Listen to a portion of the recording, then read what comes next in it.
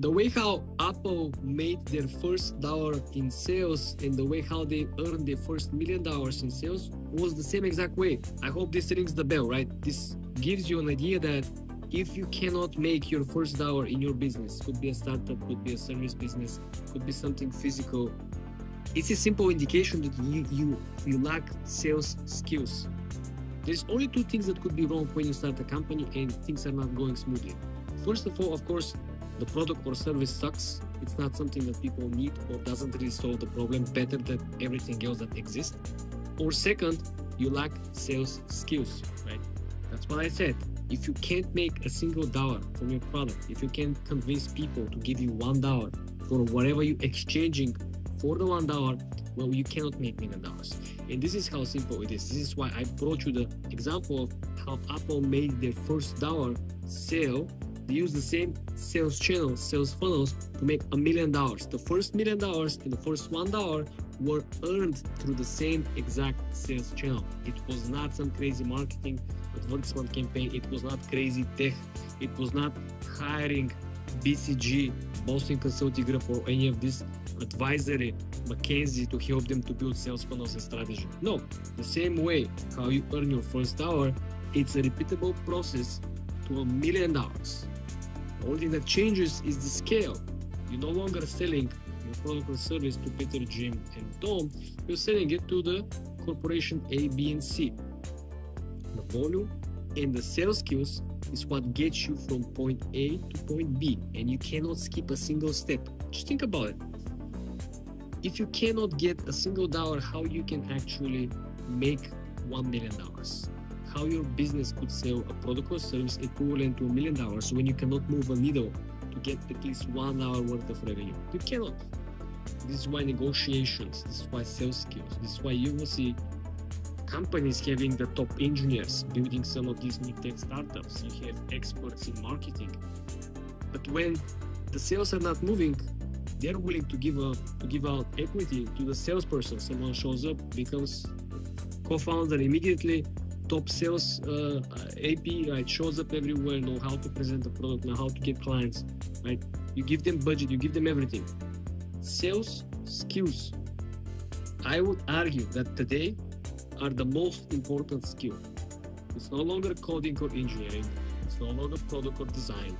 It's no longer being strategist or project manager. No. The only person who matters is the person who actually can get sales, who can get your product or service in the hands of the users and can get the money of the users in your hands.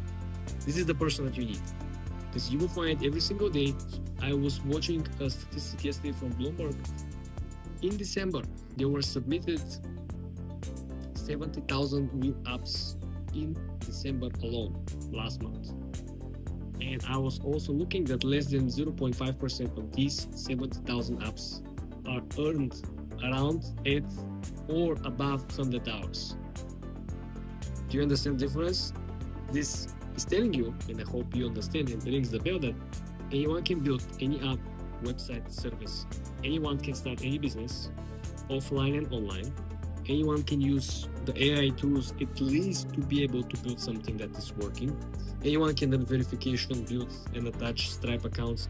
Anyone can use AI avatar to create ad and commercial, but no one can get sales.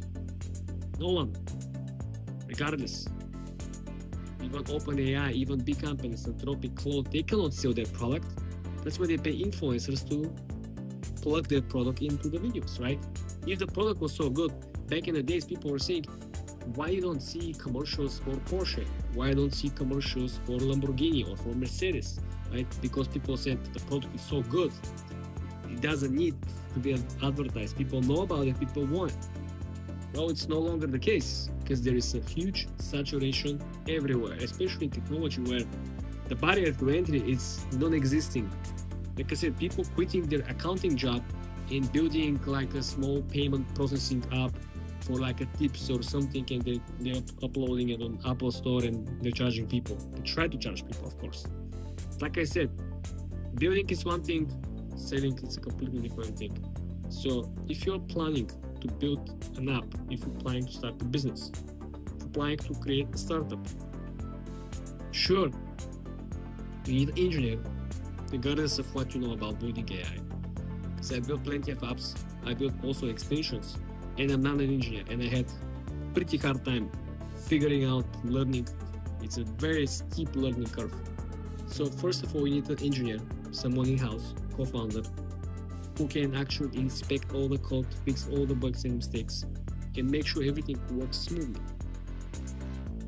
And of course, you need somebody who is able to sell. It would be absolutely amazing if you're the sales guy, if you already had experience selling, because the sales skills are very obvious. No one can question the work of the salesperson in the startup as a co-founder. Because when the guy shows up and shows the receipts and shows clients of $100,000 of revenue this month alone, well, no one can question the skills and the contribution of the startup, right?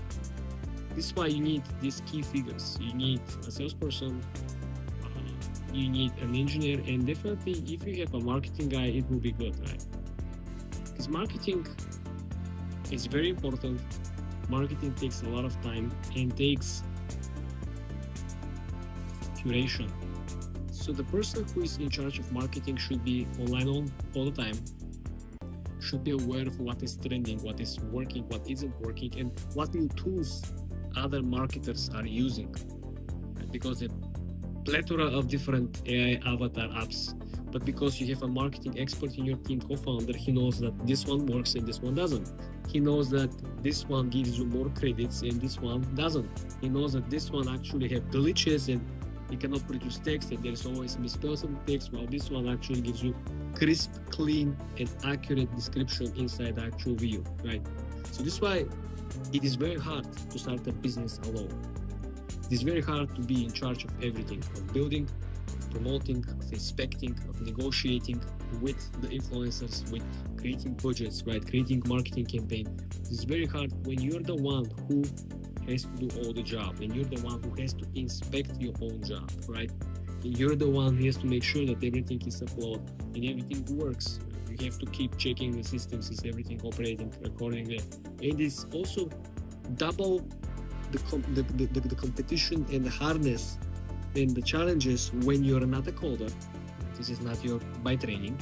You're not a marketing expert because you just learn from internet, right? And on top of that, the worst scenario is that if you're not a salesperson. Because I said many people are very good in sales. They sell like garbage products or service, but they make money. And people wonder, but why people spend so much money for this nonsense product? Like, just look at the brand selling like a fake leather jackets for like $2,000, and people say it's a faux leather. Normal person will pay $2,000 for a faux leather jacket? Because they're extremely good in sales. They're extremely good in building the brand. They're extremely well of crafting a hype and holding you accountable of buying it, so you want to be on top of the hype. You're not going to be left behind. Okay, that's what I was trying to explain. You don't have to be the smartest, you don't have to be the fastest, and definitely you don't have to be the person who can do multi different tasks at the same time. You only have to be aware what is most important in the startup, what you could do the best, and who can do the rest. This is it.